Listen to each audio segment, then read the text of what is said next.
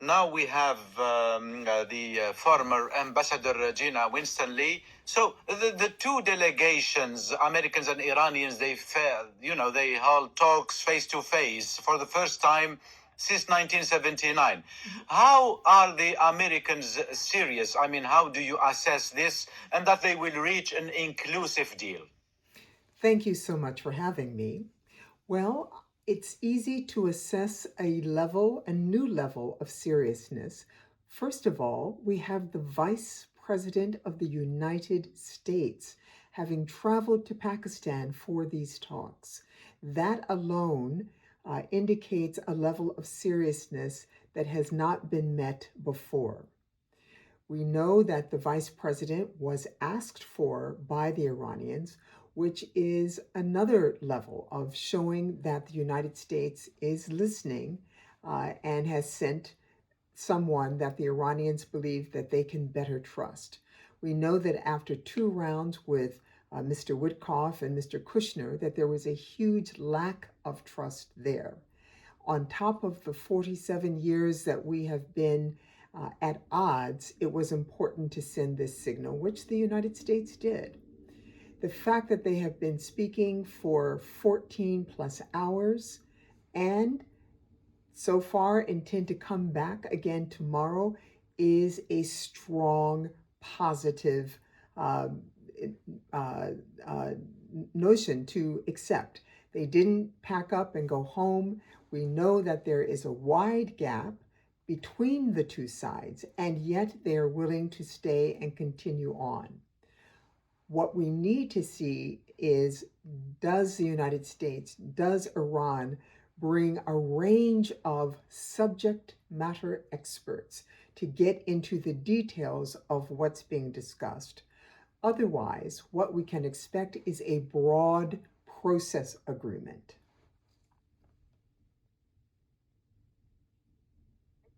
As we are talking, Madam Gina, the foreign office of the foreign ministry of Iran, they say that they are talking about a lot of issues and that it is about the seriousness of the other side and their good faith. So when we talk about this statement that the talks, they talked about the sanctions and in the war and so on.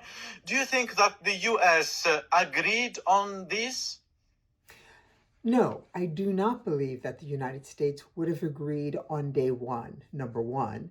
Number two, it also would be surprise and unwise for the senior level, the vice president, to say yes to anything specific without having the subject matter experts to review what is being discussed and what is being agreed. As we know from previous serious rounds of negotiations under the Obama administration, lawyers were in the room. You need the lawyers to go through with a fine tooth comb about what is agreed, what does it mean, and ensure that the text is agreed.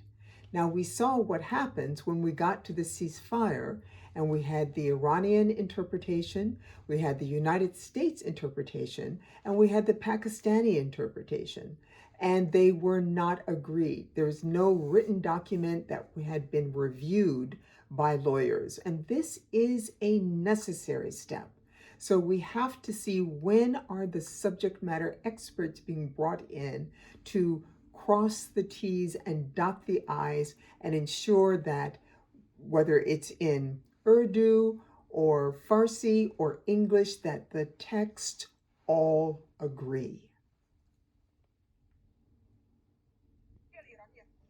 The Iranian Foreign Ministry, they say that the talks included the nuclear, the Strait of Hormuz, and compensations. We talk about the Strait of Hormuz, which is, of course, maybe the most important now.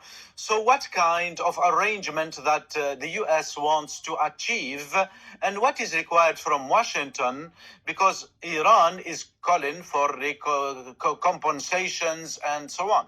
Yeah. Well, the United States has long held and finds very important the freedom of navigation. This is a right that the United States has stood for well over a century. We have sent our Navy around the world to help ensure that there is freedom of navigation in international waters. This is something that the United States believes is very important and should obtain with regard to the Strait of Hormuz. So that is something that has got to be worked out. We do understand that the Iranians understand the power that they have exerted over the strait and are reluctant to give it up. So that may mean a negotiation that allows compensation by another name to be worked out in a different way. We know that the Iranians are putting a great deal of emphasis on the need to have financial compensation for their losses in the war. They know they need money badly to rebuild their infrastructure, to put their people back to work. Indeed, for the regime to survive when peace is reached.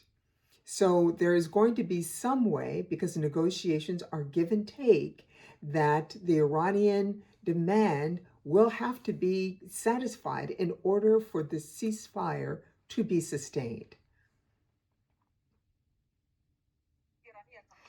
The Iranian Foreign Ministry said that the talks that should include a guarantee that there will be no war and compensations and the nuclear program and the Strait of Hormuz. And Mr. Trump, before the talks, he was clear. He said that there should be no nuclear threat and the Strait of Hormuz to be free and so on. For the nuclear program, Washington says that they don't have a problem, that Iran will have the ability, for a civilian nuclear program, but there will be no enrichment in Iran. How can they solve that? Well, they can solve it. If indeed Iran is using nuclear energy for civilian purposes, there are ways to ensure that they have all of the uranium that they need for those purposes without the need to enrich domestically. There are other countries who are pursuing domestic use of nuclear energy without enriching it as well. You can agree in principle that there is a right to enrichment while you put in place de facto a mechanism so that it is not required.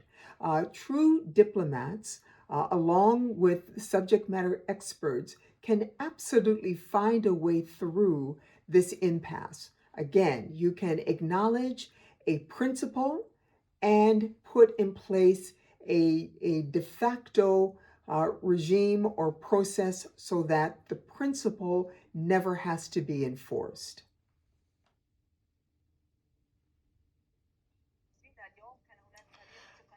There was a technical team that was following the issues, and it was there with the two delegations. This technical team with the J.D. Vance team, do you think that they can take a decision, and even the team of Vance, without returning to Mr. Trump?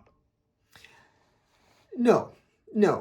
We are not going to have peace for all time announced from these talks. Again, without the hard scrub of the subject matter experts, the lawyers, and keep in mind the last time we had serious negotiations going on with Iran, we had nuclear experts, the Secretary of Energy, who was a nuclear physicist himself, teams of lawyers, arms control experts, nuclear waste management experts, teams, tens of people, at times hundreds of people, looking over and into the details over a series of months of negotiations. And if this is going to be a serious negotiation that is going to hold for the future and beyond this administration, it's got to be done right. And that does not mean a few friends of the president having some conversations and then announcing an agreement. That would be insufficient.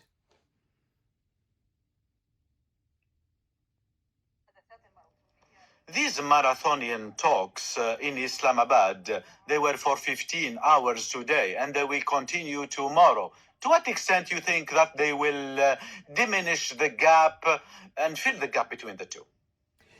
Both sides, each side has a strong reason to negotiate seriously. From the Iranian side, their country has been devastated. They need a continued break from bombing, from a further destruction of infrastructure. We already know that the Israelis and the Americans behind them are willing to go after sites that have dual use, that should be used by civilians as well as the military. Iran's leadership cannot afford more of that and be able to pull the country back together. The United States, for its part, we are in a war that is not popular. The majority of Americans want out of this conflict. Once you have a peace, it is hard to start again without a specific trigger some attack on American forces or something else that makes clear why the United States might have to return to combat, as opposed to doing the hard work that the American people expect of its leaders and negotiating a way forward. So there's political cost for the vice president in particular, since he is now the lead of these talks. He's got to get a good deal, and it has to be credible and enforceable. And he's going to have to explain why this deal was worth this war that cost 13 American lives, thousands of Iranian lives, thousands of Lebanese lives, hundreds of Americans wounded. Americans are going to want to know, was it worthwhile? Was there not another way?